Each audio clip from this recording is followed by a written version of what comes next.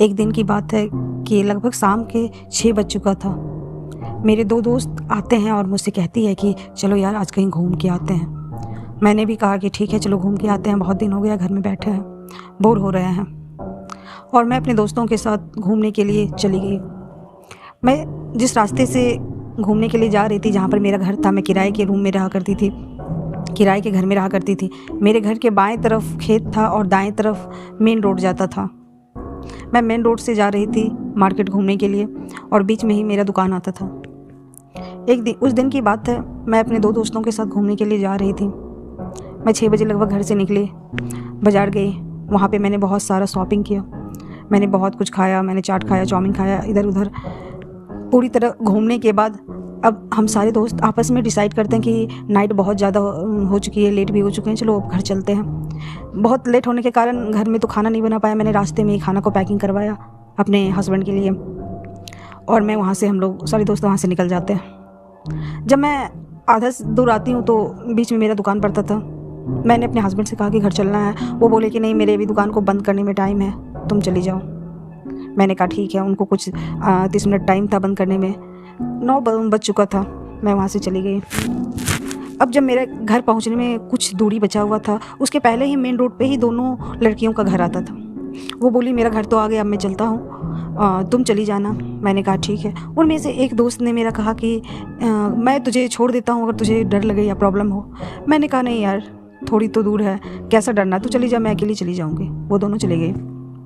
अब मैं अपने कदम को आगे बढ़ाई।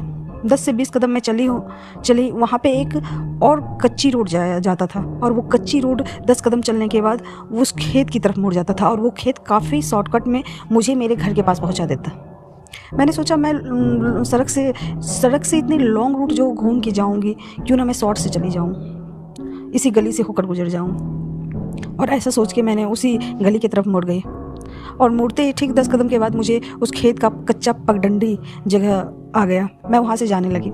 जाते जाते अब कुछ ही दूर में मेरा घर बचा था। मेरा घर मुझे दिखाई दे रहा था। मेरे घर के थोड़ा ही जस्ट पीछे एक खजूर का पेड़ था, बहुत बड़ा, बहुत विशाल एक खजूर का पेड़ था और वहाँ पे सीमेंट का चबूतरा बना हुआ था।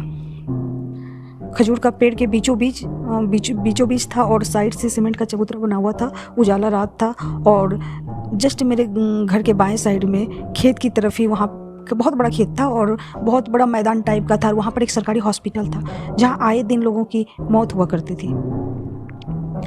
अब मैं जैसे ही उस पेड़ के पास पहुँचने वाली थी कि अचानक से मेरा नज़र उस पेड़ के पास जाता है। मुझे लग रहा है जैसे उस पेड़ के पास कोई सिर झुकाए, वाइट कलर का कुर्ता और पैजामा पहने वहाँ पे बैठा हुआ है कोई शख्स। अब तो अचानक से मेरा नज़र जाता है और कुछ देर के लिए मैं सन्न रह जाती कि ये क्या है। मुझे बिल्कुल अंधेरा में मतलब कि उजाला रात था, लेकिन फिर भी इस टाइप का अंधेरा था। वहाँ पे लाइट वगैरह नहीं था। थोड़ी सी टिमटिमाहट बस उस हॉस्पिटल की लाइट से आ रही थी और कुछ भी लाइट नहीं था। ऐसा लग रहा था कि कोई वहाँ पे बैठा है और वाइट कलर का वो ड्रेस पहना हुआ है, कुर्ता पैजामा पहना है। इतना भी मुझे दिख रहा है कि वो कुर्ता पैजामा पहना है, अपने सर को लटका के बैठा हुआ है चबूतरा पे। अब मैं बार बार उसे देख रही थी। मुझे लगा वहाँ पे बंगाल में होता क्या है, वहाँ पे बहुत सारे लोग शाम को अक्सर पी खा के उल्टे रहते हैं। तो मुझे लगा कोई शराबी है जो पूरा पी लिया है और सर को झुकाए बैठा है। फिर मुझे लगा कि नहीं हो सके, कोई पागल भी हो सकता है, रास्ता चलता कोई उस टाइप का बैठा है, इसे टोकना भी सही नहीं होगा।